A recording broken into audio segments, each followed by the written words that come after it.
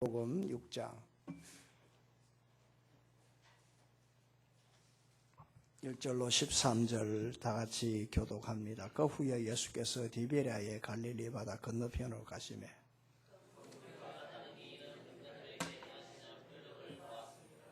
예수께서 산에 오르사 제자들과 함께 거기에 앉으시니 예수께서 눈을 들어 큰 무리가 자기에게로 오는 것을 보시고 빌립에게 이르시되 우리가 어디서 떡을 사서 이 사람들을 먹이겠느냐 하시니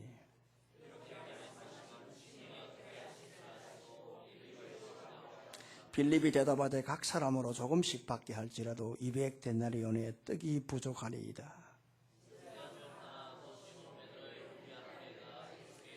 여기 한 아이가 있어 보리떡 5개와 물고기 2마리를 가지고 있나이다. 그러나 그것이 이 많은 사람에게 얼마나 되겠사옵나이까.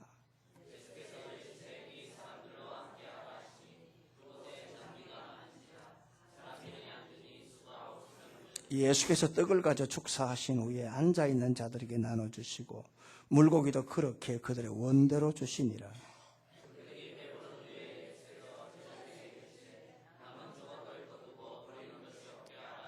다 같이요. 이에 그들이 보리떡 5개로 먹고. 아멘. 세계 최고의 부자라고 하면 역대 최고 부자라고 하면 누굴까? 바로 록펠러입니다. 지금 현재의 최고 부자는 누구냐 하면 아마존의 CEO인 제프 베이조스라고 하는 분이 지금 최고 부자입니다만은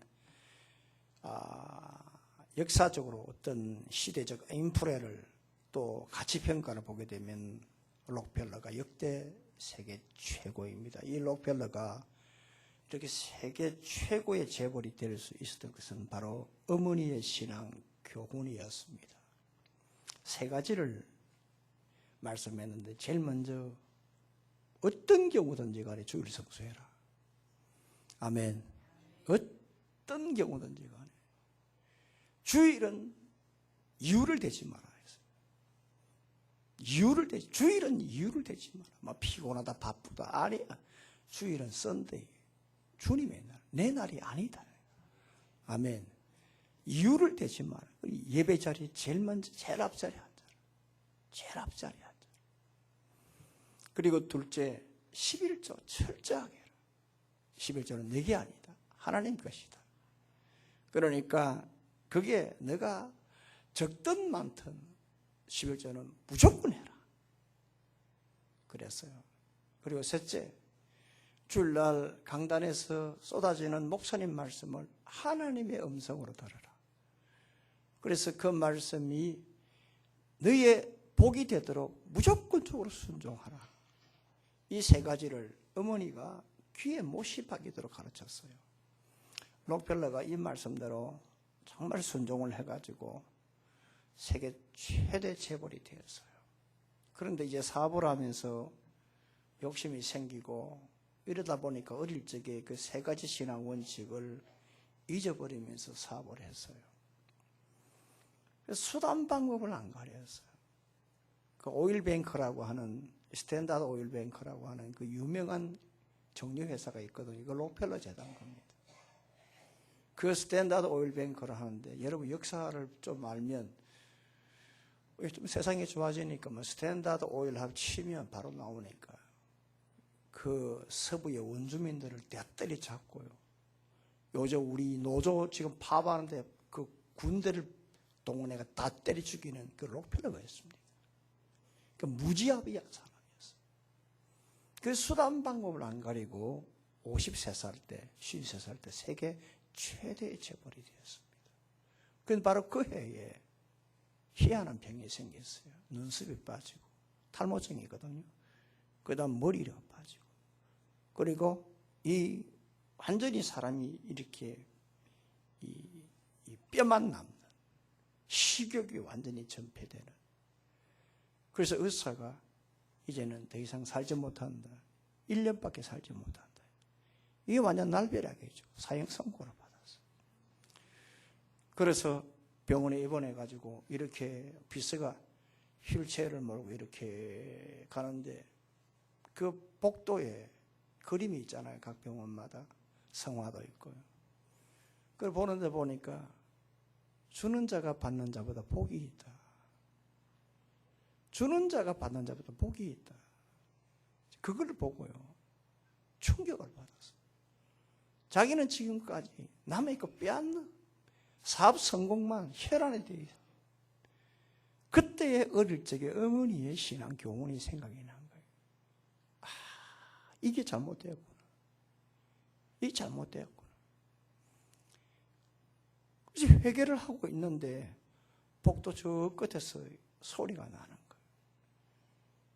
보니까 한 아기 엄마가 아이를 이렇게 입원을 시켜야 되는 돈이 없어서 입원시켜달라고 병원에서는 안 된다 하고 소란이 일어난 거예요. 그래서 그 사실을 알고 난 다음에 비서를 시키고 익명으로 이렇게 병원비를 대납해주고 수술을 하고 그 아이가 건강하게 되어서 완쾌하고 퇴원을 하게 되었어요. 그 이후로 이 록펠러가 이 생활에서 하나님을 만나게 된 거예요. 아, 이것이구나. 이런 일을 해야 되겠구나. 충격을 받은 거예요. 그래서 그 생활 현장에서 하나님을 만나자 그가 그렇게 그 아팠던 마음, 고민이 다 사라지게 돼요. 기쁨이 넘치게 돼요. 그 자기가 가장 존경하는 영적인 멘토였던 목사님을 만나서 이 재산을 어떻게 해야 될까? 목사님께서 재단을 설립해라. 그래서 록펠러 재단을 설립을 하고 난 다음에 자선 사업으로, 그 다음에 선교 사업으로, 그리고 교육 사업을 했어요. 록펠러 재단에서 대학 설립만 13곳을 했어요. 지금도 미국 뉴욕 수도세는 록펠러 재단에서 내고 있어요. 살아계신 하나님을 현장에서 만난 이 체험한 이 록펠러가 은혜를 받고 회복이 되자 98까지 건강하게 살다가 평안한 모습으로 하나님 앞에 감사 기도를 하고 난 다음에 하나님의 부름을 받았습니다. 여러분 어떻습니까? 예수님 믿으면 다 신앙하죠. 신앙을 하는데 말입니다. 가만히 보게 되면 두 가지가 있어요.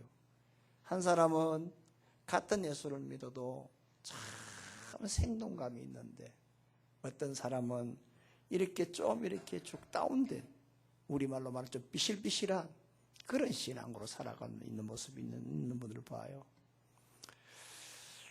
어떤 분들은 예수를 참 오래 믿은 것 같고 성경도 제법 알고 기도도 제법 하는 것 같으나, 그런데 뭔가 모르게 좀 이렇게 처져 있는 그런 모습으로 신앙을 하고 있는, 좀 어둡고 무겁고 좀 이렇게 칙칙한 이런 신앙을 하고 있는 분들이 있습니다만, 그러나 그 반면에 예수를 오래 믿지 않았는데도 불구하고 활기차고요, 생동감이 있고 쌩쌩한 그런 참 이쁘게 예수를 잘 믿는 분들이 있어요. 왜 그럴까? 제가 신앙을 하면서, 목회를 하면서, 성경을 보면서 이렇게 쭉 보게 되면 그 차이가 뭘까? 그 차이는 바로 생활 현장에서 살아계신 하나님을 체험했느냐, 이겁니다. 생활 현장에서 살아계신 하나님을 체험했느냐 아니냐의 이 신앙의 차이입니다. 이건 여러분 신앙의 연조, 구력 아무 상관없어요. 성경을 많이 안다, 모른다 아무 상관이 없어요. 생활 현장에서 살아계신 하나님을 만났느냐 아니냐의 차이입니다. 놀라운 것은요, 이 체험하면요 사람이 달라져요. 하나님 살아계시네. 아멘. 이건 여러분 신체의 체험이 아니라 삶의 체험이거든요. 하나님 살아계시네. 생활 현장에서 살아계신 하나님을 만나게 되면 사람이 달라져, 신앙이 달라져, 믿음이 단단해져요. 흔들리지 않아요. 그건 이 자리에서 그거 체험해 본 분들만이 아는 거예요. 그래서 여러분, 이론적인 신앙이 아니라 삶의 체험에서 묻어나는 신앙이 강한 거예요, 여러분. 제가요, 신학교 시절에 제가 모든 세상 일을 딱 그만두고요, 제가 신학교 간다 했을 때 우리 어머니가 졸도했어요. 그렇게 돈 잘 벌던 아들이 신학교 간다 하니까 정말 얼굴이 노랗더라고요. 멍하니 쳐다보더라고요. 아마 저처럼 극적으로 신학교 간 케이스가 그렇게 많지 않을 겁니다. 아싸리 내 성격대로만 딱 돌아서 갔어요. 완전 유턴해 갔어요. 등록금 있습니까? 돈 한 푼 있습니까? 이때는 뭐 해야 된다고요? 기도해야 된다. 하나님, 돈이 없습니다. 제가 아버지의 일을 하려고 이렇게 돌아섰는데 어쩝니까? 내일 등록금 마감 날인데 그 전날 전화가 왔어요. 전도사님, 계좌번호 좀 불러주세요. 누구십니까? 그건 알 필요 없고요. 모르는 사람이에요. 총신신대원 같습니다. 신학대학은 지금 1년에 총신신학대학원이 500만 원입니다. 대학원이. 그때는 200만 원이었어요. 지금 대학원이 500만 원입니다. 신학대학원은 싼 게 더 비쌉니다. 무슨 돈으로 대학원 6학기를 3년을 냅니까? 하나님이 해운대 제일교회 보내가지고 교회에서 장학금 주더라니까. 저희 어머니 사업을 정리하다가 우리 사모님 저 뒤에 앉아서 축 폐업했습니다. 집도 다 계약한 거 다 하니까 나와야 됩니다. 여러분, 어디서 살 겁니까? 길거리 나 앉을 겁니까? 이때는 뭐 해야 된다고요? 기도했어요. 하나님, 이 종이 길거리 나 앉게 생겼습니다. 어쩌면 됩니까? 저 종신 2학년 5월달에 교회에서 주차장 산다고 교회 옆에 주택을 4채를 샀어요. 주차장 할 거라고. 그런데 주차장 할 때까지, 허물 때까지 거기 들어가 살아라는 거예요. 집 나오기 일주일 전에 거기 이사 들어갔어요. 총신 3년 부산서 경기도 양지까지, 지금 우리 성운에 있는 그 용인입니다. 수원에서 기차 내려가지고 용인 가서 용인에서 양지 들어가든지, 아니면 서울역 내려가 사당동가 셔틀을 타고 가든지 그래 해야 됩니다. 무슨 돈이 있습니까? 무슨 돈이 있습니까? 어느 집사님이 매월 첫 주만 되면 저 사무실 서랍 위에 봉투, 그때 매달 차비 5만 원씩, 전도사님 부족합니다, 사랑합니다, 딱 매달 5만 원씩 차비. 그때는 통일호 특실이 5천 원 했습니다. 저는 삶의 체험이 있습니다. 하나님이 나를 붙들고 있구나. 아멘. 하나님이 나를 붙들고 가고 있구나. 아마 이 자리에 계신 분들도 그런 체험을 하신 분들이 있을 것입니다. 여러분, 이런 체험을 통해서 정말 살아계신 하나님을 만나고요, 살아계신 하나님을 만나게 되면요, 신앙이 달라져요. 흔들리지 아니에요. 하나님이 살아요. 누가 뭐래도 하나님은 계시다. 나를 지켜준다. 탄탄해져요. 그러니까 예배당 안에서만 그저 귀로만 듣고 이론적으로 이런 사람들은 문제 만나면 팡팡팡 자빠지지만, 삶의 현장에서 하나님을 체험한 그러한 신앙을 가진 분들은 똑같이 고난이 있고 똑같이 흔들리고 똑같이 이렇게 저 고난이 오더라도 하나님이 절대적으로 나를 버리지 않는다라고 확신이 있기 때문에 그 고난을 극복해 나갈 수가 있어요. 사랑하는 성도 여러분들, 이런 신앙을 가지려고 하면 늘 하나님을 내 속에 두고 있는 믿음이 있어야 됩니다. 하나님은 살아계시다. 아멘. 하나님이 나를 도와주신다. 아멘. 하나님 끝까지 나를 인도해 주신다 라고 하는 그러한 분명한 살아계신 하나님을 만날 수 있는 믿음을 내가 늘 가지고 살아야 돼. 왜냐하면 예수님은 기적을 일으킬 때 그 사람의 믿음을 보시고 했어요. 믿음을 보시고 성경을 사복음서를 보세요. 그래서 여러분들도 이러한 믿음을 가지고 생활 현장에서 하나님을 만나 신앙이 탄탄해지고 흔들리지 않는 신앙으로 세상을 정복해 나가고 성공하고 잘되고 복된 여러분들 되기를 예수님의 이름으로 축복합니다. 그러면 생활 현장에서 살아계신 하나님을 이렇게 체험하려고 하면 제일 먼저 하나님은 우리의 처지와 형편을 참으로 불쌍히 보신다라고 하는 신앙을 가지고 있어야 돼요. 하나님은 내 필요한 걸 아신다. 아멘. 내가 건강에 부족하면 건강을 주실 줄도 믿는다. 내가 물질이 없으면 내가 물질을 필요한 걸 하나님이 아신다. 그걸 줄 것이라는 그 믿음이 있어야 돼요. 나의 떼거리가 없으면 하나님이 나에게 먹을 거 주실 것이다라고 하는 그런 확신의 믿음, 이런 신앙을 가지고 있어야 된다 이 말이에요. 그게 첫 번째입니다. 그래서 여러분 5절 말씀을 한번 다 같이 읽습니다. 자, 5절입니다. 시작.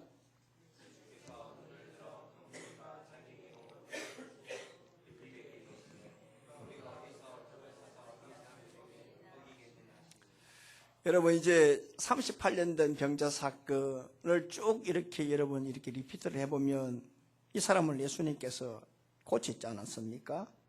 그런데 유대인들이 안 믿었죠. 불신했단 말이에요. 지난 시간 불신 아닙니까? 불신과 믿음을 말씀드려 기억납니까? 까물까물할 건데 나가면 제목도 생각 잘 안 나는데 뭐 내용이 생각나겠어요. 그래도 지금은 제목은 생각나지 않겠어요. 요한과 함께. 남바가 헷갈려서 그렇지. 제목은 생각날 거 아니에요. 요즘 보니까 다들 얼마나 피곤한지요. 이 우리 교인들 사업장 그 생태가 24시간 하는 거 아닙니까? 얼마나 피곤하겠어요. 많이 피곤할 겁니다. 그 다음 우리도 장건사님 새벽부터 또 이렇게 준비해서 배달해야 되고 굉장히 피곤할 겁니다. 자, 그럼에도 여러분 하나님께서 우리를 불러주셔서 복을 주려고 불러주셨어요. 복을 받기를 바랍니다. 은혜는 축복이거든요. 그러니까 여러분들 1시간만이라도 살아계신 주님의 음성을 듣기를 바랍니다. 지금 보십시오. 이 유대인들이 예수님의 38년 된 이 병자 이 사건을 믿지 않아가지고 증거를 제시하라 했잖아요. 지난 시간 3가지 증거를 제시했죠. 첫째는 뭡니까? 세례 요한의 증거. 그죠? 기억납니까? 둘째로 뭡니까? 예수님이 행하신 기적, 그 증거예요. 세 번째로 뭡니까? 구약에서 말씀한 예수 그리스도 복음을 증거를 내서 그럼에도 안 믿었잖아요. 안 믿었잖아요. 그리고 난 다음에 이제 6장으로 넘어오는데요. 6장 1절을 보면 그 후에 했잖아요. 그 후가 언제입니까? 예수님이 38년 된 병자를 고치고 난 그 이후에 이 말입니다. 아멘. 그런데 예수님께서 보십시오. 디베리아의 갈릴리 바다 건너편으로 갈 때 큰 무리가 따르니 이는 병자들에게 행하시는 표적을 보았음이라 했어요. 여러분, 수많은 사람들이 예수님께로 막 달려가고 있잖아요. 수많은 사람들이 가는데 그 뭐냐? 예수님이 그동안 행했던 이 표적을 보았기 때문이라. 요한복음에서 예수님께서 오늘 유명한 이제 이 6장의 이 오병이의 역사가 표적이 이제 드러나는데 그동안에 예수님이 요한복음에서 그동안에 행했던 표적을 첫 번째 어떤 표적입니까? 요한복음 2장 뭡니까? 갈릴리 가나에 물이 포도주로 만드는 표적. 그죠? 두 번째로 요한복음 4장에 왕의 신하를 고쳐준 표적. 그죠? 그 다음 요한복음 4장에 지난주 말씀한 대로 38년 된 병자를 고쳐준 표적 아닙니까? 그죠? 그죠? 오늘 뭡니까? 드디어 이제 오병이어의 표적. 4번째 표적이에요. 예수님이 요한복음에서 표적을 몇 번 했느냐? 7번 했거든요. 그 중에 오늘 4번째란 말이에요. 그래서 이제 예수님께서 오늘 이 디베리아의 갈릴리 바다, 디베리아 바닷가, 갈릴리 바다 건너편, 이 지금 이 갈 때에 수많은 사람들이 따라갔는데, 여기 말씀하는 오늘 예수님께서 이렇게 이 표적을 이렇게 보여주고, 그리고 예수님께서 이렇게 갈 때에 수많은 사람들이 이렇게 갔는데, 예수님이 표적을 이렇게 보여준 이유는 뭐냐면 딱 하나입니다. 불신하는 너희들에게 예수 그리스도가 하나님의 아들이요 구원자라는 사실을 보여주기 위해서입니다. 그러니까 기적을 보지 말고 기적을 통해서 누구를 보라? 예수 그리스도를 보라. 지난주 생각나잖아요. 그렇죠? 그럼에도 불구하고 이 사람들을 믿지 않았거든요. 그 예수님께서 다시 한 번 더 예수 그리스도가 구원자라는 것을 보여주기 위해서 이제 디베리아의 갈릴리 바다 건너편으로 이제 건너가고 있는데 수많은 무리들이 따라갔다 이 말이에요. 그런데 지금 여기에서 지금 이 들판인데요. 오늘 이 들판인데 이 지금 예수님이 가신 곳이 이 갈릴리의 이 북쪽이요. 북쪽인데 이 여기에 평평한 평지에 예수님이 거기에 가셨는데 거기에 수많은 사람들이 몰려들었어요. 그 몰려들었는데 거기에서 예수님께서 요한복음 14장을 보게 되면 거기에서 예수님께서 수많은 사람들을 고치고 말씀을 증거하고 그 다음에 그들을 불쌍히 여기고 그들을 긍휼히 여겨주셔서 그들을 치료하시고, 그러니까 그 자리에서 은혜를 받을 때에 사람들이 막 매일산일에 매 터진 거예요. 여러분 생각해 보십시오. 은혜 받을 때 배고픈 게 여러분 느껴져요, 안 느껴져요? 안 느껴지거든요. 여러분 기도 줄 탁 제대로 앉아보면요 2시간 동안 기도하는데요 시간 어떻게 지난 줄 몰라요. 아멘. 그런 은혜를 체험하기를 바랍니다. 기도를 한번 하면요 그냥 앉아가 일어서는데 보면 2시간 3시간 경우가 있거든요.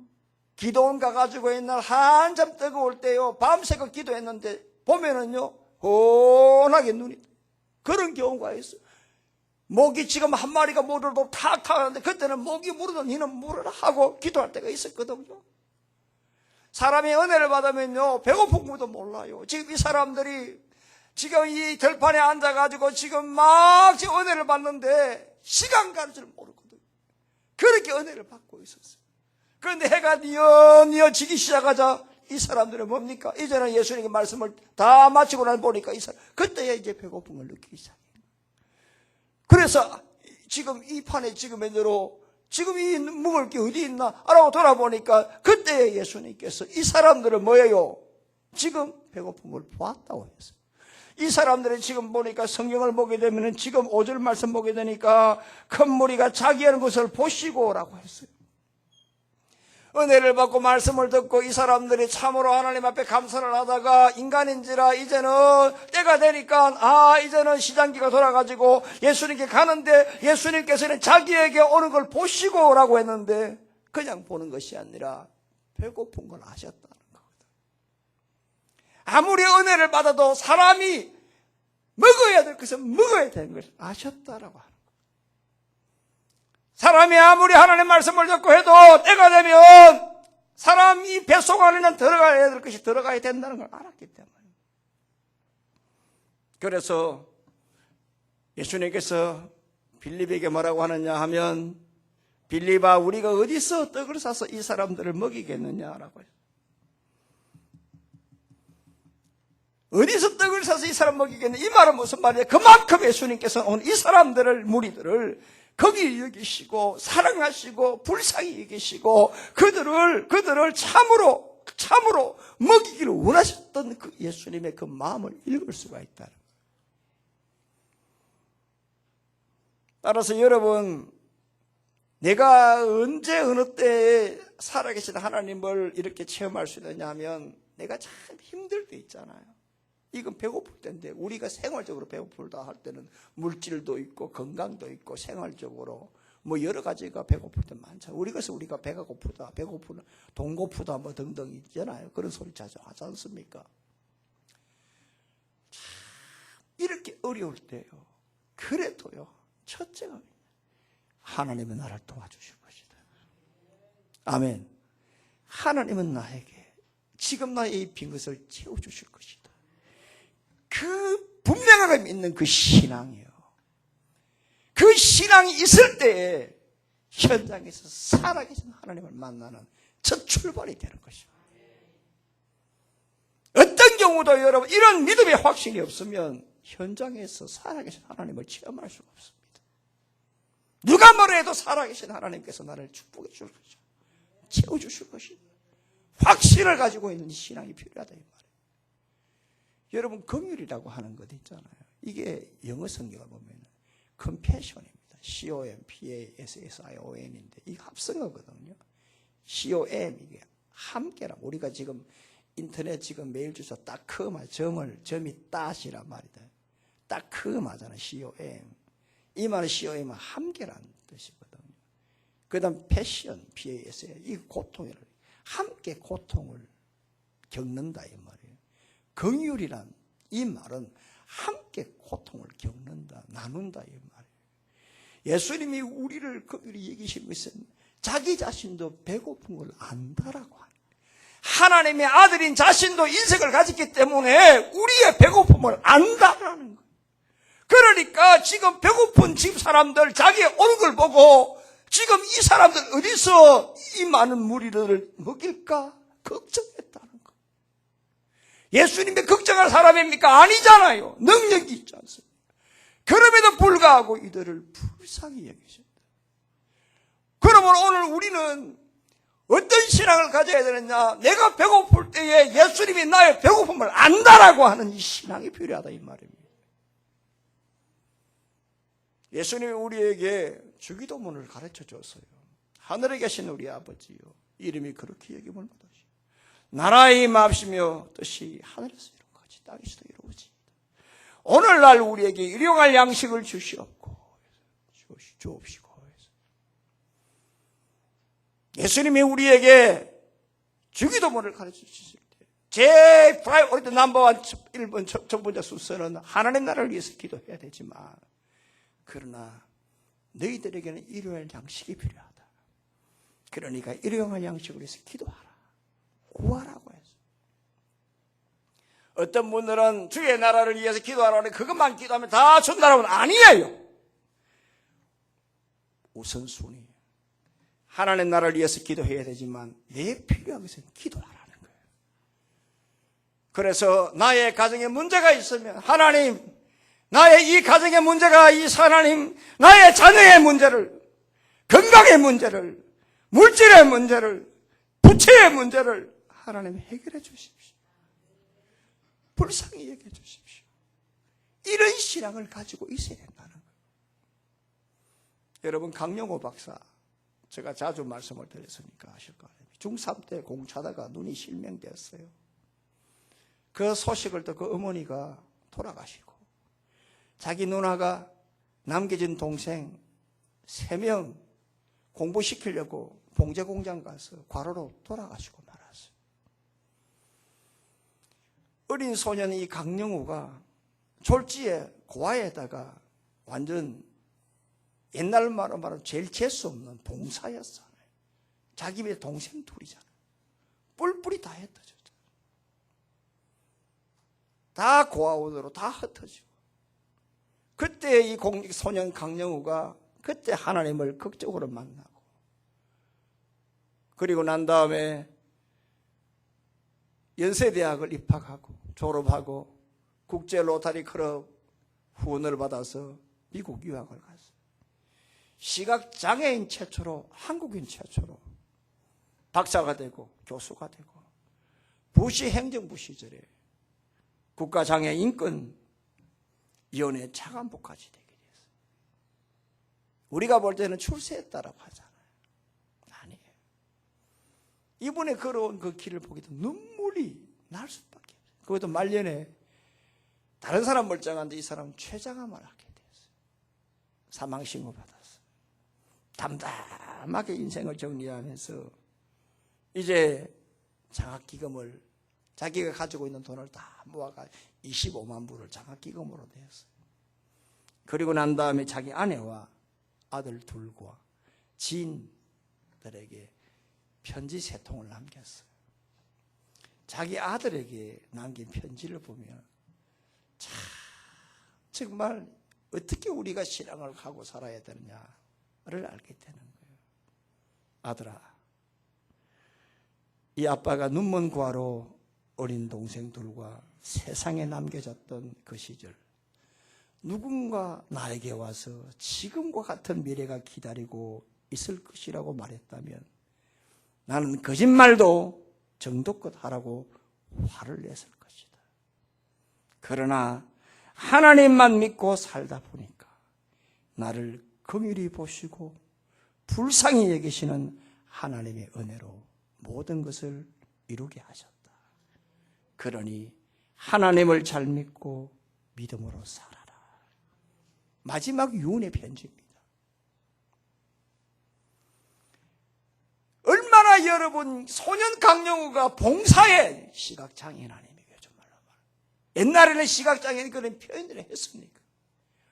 사람 취급했습니까? 침 뱉었지 않습니까? 지나갈 돌 던지자 재수 없다 했잖아. 그럼에도 불구하고 이 소년 강영우는 그 눈먼 상태에서 자기의 부인 손을 잡고 그 타양 미국에서 서름을 받으면서 자기 부인 알바를 하면서 그렇게 공부하면서 또 하나님은 살아계시다. 나를 도와주실 거예요. 그 믿음을 가지고 공부했을 때에 생활 현장에서 하나님을 만났기 때문에 인생 승리를 할 수가 있었어요. 이런 은혜가 있기를 바랍니다. 예수 잘 믿기를 바랍니다. 하나님이 나를 도와주실 것이라 그런 믿음을 갖기를 바랍니다. 둘째로 이제는 신앙에서 행동으로 나아가야 돼요. 그게 뭐냐 하면 적은 것이지만 내 것을 하나님께 드리는 겁니다. 이게 바로 행동입니다. 6절 7절을 다 같이 읽습니다. 시작.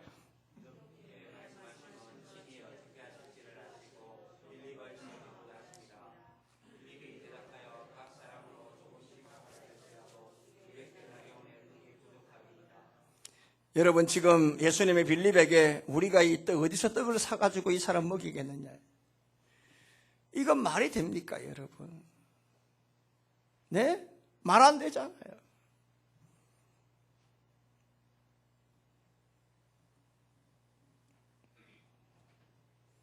어떻게 이 많은 사람 먹일 수 있느냐, 이건 의도적인 질문이거든요. 성경 끝에 보니까 빌립을 시험고자 함이라 했지 않습니까? 네? 신앙 테스트거든.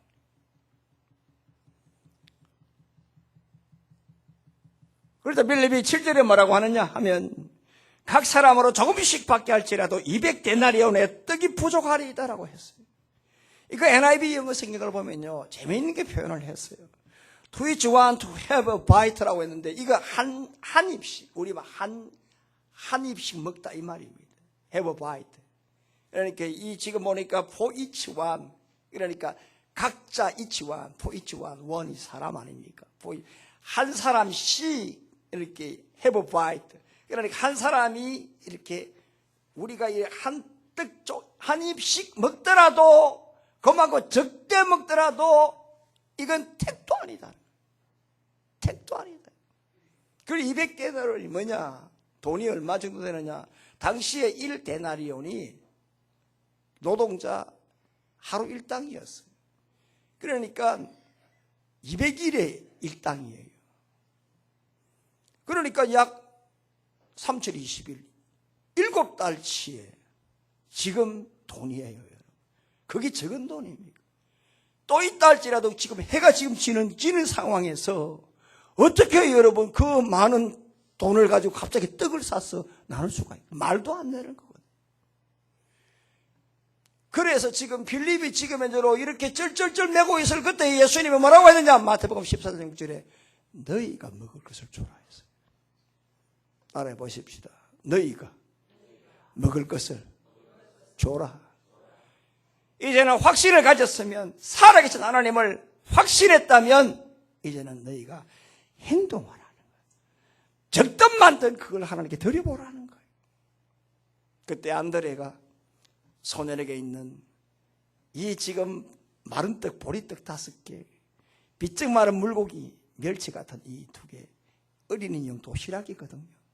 그 아이 도시락에 있는 그걸 가지고 갔더니 예수님께서 그걸 가지고 역사하셔서 5,000명이면 장정 5,000명 합쳐서 20,000명이 먹고 12광조리가 남는 그러한 네 번째의 오병이의 역사를 베풀어 주셨던 거예요. 여러분, 어떤 사람이 생활에서 살아계신 하나님을 체험하느냐 하면 내 것을 드릴 때 그렇습니다. 이건 정말 여러분 한번 해보세요. 여러분, 제가 이런 말씀 드리면 좀 그렇습니다. 부담 갖지 말고 들었어요. 헌금할 때 갈등이 생기잖아요. 여러분, 그건 축복과 손해의 여러분 갈림길입니다. 제발 갈등하지 말고 하나님께 드려보세요. 그럼 꽃배기 줍니다. 믿거나 말거나. 그렇습니다. 여러분, 누가복음 6장을 보면요, 6장 38절에 주라 그리하면 너희에게 줄 것이니 곧 후이되어 누르고 흔들어 넘치도록 하여 너희에게 안겨주리라 했잖아요. 이 말씀 들으면 신나잖아요. 이 말씀을 한 이유가 있거든요. 누가복음 6장을 쭉 보게 되면요, 6장 1절부터 쭉 보게 되면 계속 주라 나왔어요. 그러니까 6장 30절 말씀 보게 되면은 너에게 구하러 오는 사람들에게 내가 주라라고 했어요. 그 다음에 31절에 보면 내가 대접을 받고자 하느냐? 내가 대접하라. 계속 주라. 그리하면 주면 내가 너희들에게 곧 후이되어 누르고 흔들어 넘치도록 해서 안겨주리라 했어요. 할렐루야. 여러분, 내가 생활적으로 살아계신 하나님을 현장에서 체험하려고 하면 한번 돌려보십시오. 저는 여기에서는 그냥 넘어가겠습니다. 브레이크를 두겠습니다. 왜냐하면 할 말이 너무 많아서. 그래서 제가 여기에서는 생활적 예화를 내가 들지 않으려고 아예 마음을 먹었어요. 각자 체험이 있는 분들은 맞다. 아멘. 진짜다. 그러니까 이 말씀하게 우리 작은 매형이 말이에요. 우리 박국원 집사가요. 이 양반은 정말 이 살아계신 하나님을 이 체험한 데 매력을 아는 사람.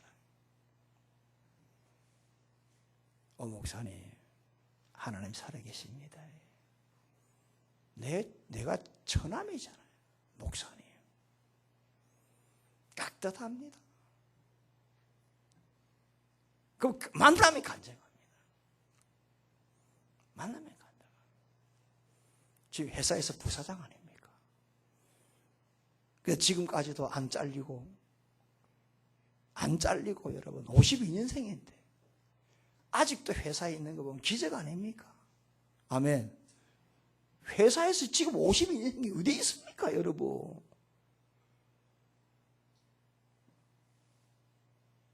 하나님께 이만큼 더 있는데 이만큼 준다. 이런 간증을 수도 없이 합니다. 얼마 전에도 만나니까 그 얘기 또 합니다.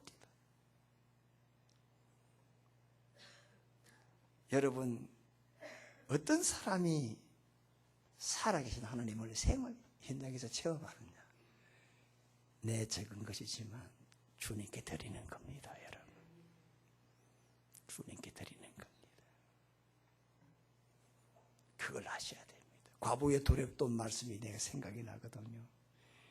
구약 시대에 성전에 가면 헌금궤가 나팔로 되어 있어요. 나팔로. 그럼 지나가다가 동전을 툭 던지잖아요. 우리처럼 구멍이 적으면 가서 이렇게 넣어야 되지만 나팔 이렇게 되어 있으니까 가다가 툭 던지면 따라랑 소리가 나잖아요. 하나 던지면 뭐예요? 소리 띵 하고 떨어질 거 아니에요. 그런데 한 10개 던지면 뭐 어떻게 되겠어요? 우리 집 구슬처럼 주르륵 소리 날 거예요. 부자들은 뭐예요? 한 20개 던지면 줄줄줄줄 소리 날 거 아니에요. 소리 다 듣는 거예요. 예수님 뭐라겠습니까? 과부의 드랩돈이 최고의 축복이라고 했잖아요. 아멘. 물질에 많은 게 아니라 어떤 것이죠? 내 중심이다. 부자에게 100개는 큰 거 아니지만 과부에게 하나는 전부다고 하는 거 아니에요.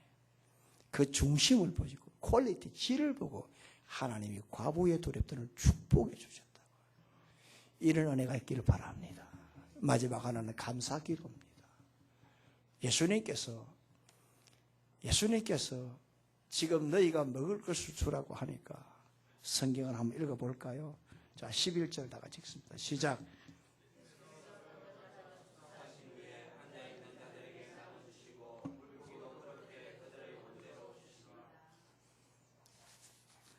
여러분, 안드레가 소년의 도시락을 이렇게 주니까 거기 안에 보니까 보리떡이 있어요. 유대 사회에서는요, 보리떡은 가난한 사람들이 먹는 거, 부자들은 쳐다보지도 않고 이 가축 사료용입니다. 보리떡은요. 그리고 여기 물고기를 했잖아요. 헬라어로 옵사리온이거든요. 이 옵사리온은 뭐냐? 이 작은 멸치입니다. 멸치입니다. 네. 여러분, 통영에 유명한 호텔이 하나 있죠. 저 동호동에 가면 바닷가에 있는 엔초비. 엔초비란 말 아세요? 통영 몰라요. 메르치. 엔초비입니다. 엔초비. 이게 옵사리온입니다. 이게. 네? 이렇게 하면 이거 여기입니다. 이거. 갑자기 왜 이렇지? 예. 그렇습니다, 여러분. 예. 그런데 그 별볼이 없는 걸 가지고 예수님이 축복기도 하니까 오병이의 역사가 일어난 거예요. 우리 여러분 생활적으로 이게 별거 있나? 이 별거 있나? 아니에요. 가축 사료용으로 멸치 한 마리, 그것도 소금에 절인 거 그 한 2개. 그 별거 없다라고 하지만 거기에 감사기도 했을 때 거기 축복의 역사가 일어난 거예요.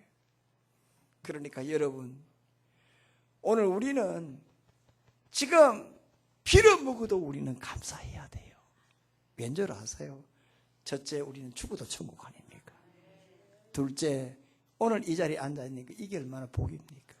셋째, 내 강길을 우리 자식들 그대로 따라올 건 이게 얼마나 복입니까? 그러니까 여러분, 우리는 무조건 감사해야 돼요. 부자가 여러분 5개 먹습니까? 더 적게 먹는데.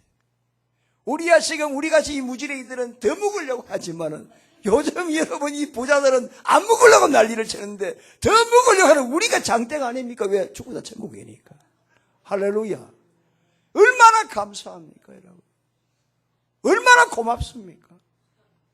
저는 요즘 정말로 감사밖에 없어요. 앉아라서는 감사. 사랑하는 성도 여러분, 헬렌 켈러를 제가 말씀드리고 오늘 설교를 한 3분 정도만 더 하겠습니다. 헬렌 켈러는 산무의 인생, 보지도 듣지도 말을 하지도 못하고, 그럼에도 불구하고 이 저주의 인생 가운데서도 그는 하나님 앞에 감사하기도 했습니다. 그러자 하나님께서 그 감사의 기도를 들으시고 그를 축복해 주셔서 박사가 되고 최고의 사람 만들었어요.